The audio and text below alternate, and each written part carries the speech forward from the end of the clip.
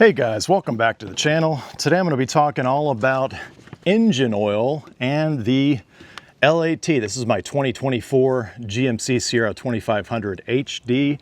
I've had it since October 2023 and I have just over 19,000 miles performed on it. About a month ago I did my 5th oil change on it, and then I sent off some of the spent oil to be analyzed. It takes about a month or so for the results to come back, and so today I'm going to go over those results. Now, if you spend any amount of time in online forums or social media groups, you already know that there's a lot of buzz about oil consumption and the L8T, the GM 6.6 liter V8 gas engine that's found in current generation HD trucks.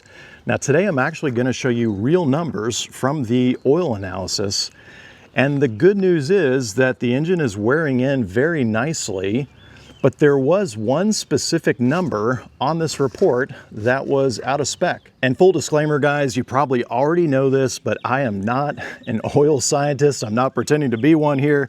I am just an average truck owner that likes to maintain my own truck right here in my driveway. And so I'm just sharing what I've learned throughout the process. And so today we're going to take a look at that one red flag in particular, why it happened, and I'm going to share why I'm not really concerned about it, at least not yet. So with that being said, in summary, I've got about 19,000 miles on my L8T, completed my 5th oil change recently, and I've been using this Pennzoil Platinum Full Synthetic. Of course, it's the 5W30. This does meet the GM Dexos 1 Gen 3 spec, by the way. And then I just use the AC Delco PF63 oil filter. And guys, I'll just mention one thing real quickly that I really like about the L8T, about my gas engine here, especially compared to other diesel engines that I've had in the past.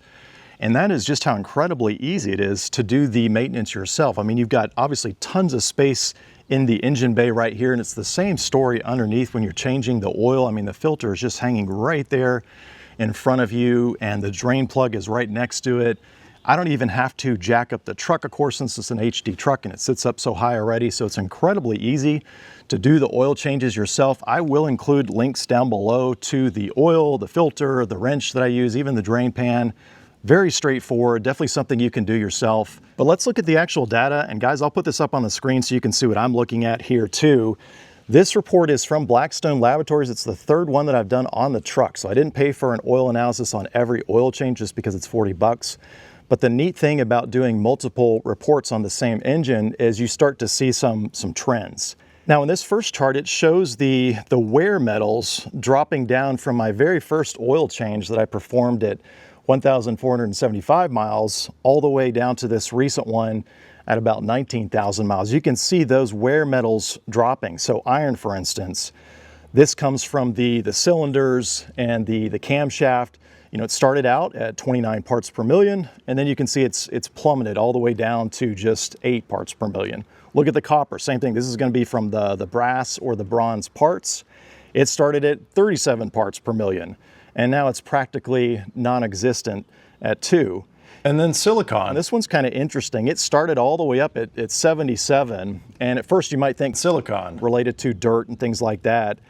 But actually on a brand new engine, it's just part of the factory sealers, you know, the assembly, lubrication that's washing out of the engine. And so now, check this out, it's down to 6 parts per million. Now again, guys, I'm not an oil scientist, but it's my understanding that dirt is the primary source. And so since I've got a nice low number right there, it suggests at least that my air filter right here is doing its job and keeping all that out of the engine. So it's really neat to see all those trends and see how the engine has been wearing with the multiple, you know, oil reports over time. Now, before I talk about the one red flag on this report, I want to briefly just touch on the oil consumption issue, because as you know, it keeps coming up again and again with the L8T. And part of me wants to believe it's just the algorithm, you know, fueling that, because it's drama and the algorithm likes drama. But to be fair, I have had at least one owner talk to me about it in person where they really do have the oil consumption issue and they're having to add oil between changes. And then I've had probably a dozen or so folks on the channel here in different videos comment that they too are experiencing at least some degree of oil consumption. And going back about 2 years ago, I actually, when I drained the oil, measured out how much that I drained. And if you're interested in that particular video, I'll put a card up above and a link in the description below. But when I drained all that oil out of my engine and measured it, I was a complete newbie. I had never done that before and measured on any engine that I had ever changed before. So I wasn't quite sure what to think initially. It did come up a little bit short, but in talking to experts since then, most have weighed in and said, hey, that is completely normal, the amount of oil loss that you got on this engine. The main thing was I wasn't having to refill and add oil, that it was always staying within the shaded portion in between oil changes. But like I said, there are real owners of the L8T that are having some consumption issues. And the only common thread that I've noticed so far, and this doesn't apply to everyone who's reported oil consumption, but a lot of them I've noticed either have chassis trucks where they've got, a chassis with a body on the back, whether it's the truck or the van version with the L8T, or it's folks that are regularly towing heavy. And I mean like 15, 16,000 pounds plus, toward the higher end of the capabilities of this truck. And so perhaps, pushing the engine harder, that makes sense. You're going to consume a little bit more oil. But these folks, again, are saying they're having to add oil in between oil changes to top it off. But for me personally, guys, over the last 2+ years of ownership, again, 19,000 plus miles on the L8T. In fact, this last oil change interval was about 4,000 miles. I just do it every 6 months, regardless of the mileage. But over the last oil change, I added exactly 0 quarts of oil to the engine. Every time I check it, it's always within the shaded section on the dipstick. It's not even toward the bottom, it's more toward the middle. So I have not encountered the oil consumption issue, but again, maybe it's related to folks that are using the engine, pushing it heavier on a regular basis. I mean, these trucks are made to do things, but I'm using mine as a daily driver 80% of the time, and about that 20% of the time using it to tow heavy and haul things. And so maybe it has something to do with that. But back to the oil analysis report, let's talk about the one thing that actually got flagged. If you look down in the property section, there is a measurement there called CST viscosity at 100 degrees Celsius. So CST stands for Centistokes, and it's basically just the way that the lab measures kinematic viscosity. And that's basically for how easily fluid flows. And so they tested at 100 degrees Celsius because that simulates the engine running at the full operating temperature. And each time I had the oil tested previously, it was well within the range there on that CST spec, but this time it fell a little bit short at the 8.13. So it is technically outside of the range there. Blackstone notes that the normal range should be between 8.8 and 11.3. Mine was 8.13. So it was a little bit out of spec there. It was basically thinner than it should be. And again, folks, I'm no oil expert, just an average guy thinking out loud here, but common sense would tell me that if an oil is thinning out over the course of an oil change and that CST number is dropping like mine did at 8.13 right there, that could indicate that the oil has an easier time slipping past the piston rings, getting into the combustion chamber and burning up. And so that would support then the L8T consuming some oil. But in my case, guys, I didn't measure out how much I drained this time, but every time I checked the dipstick, and I do it fairly regularly, at least once a month, every time I checked the dipstick, and it was about 2 or 3 weeks before this particular oil change, it was always in the shaded section. And like I said, not toward the lower, but toward the middle. And going back to the report here, if we look at the values right under the viscosity, if we look at the flash point and the fuel percent, my fuel dilution, it's virtually 0. It's less than 0.5%.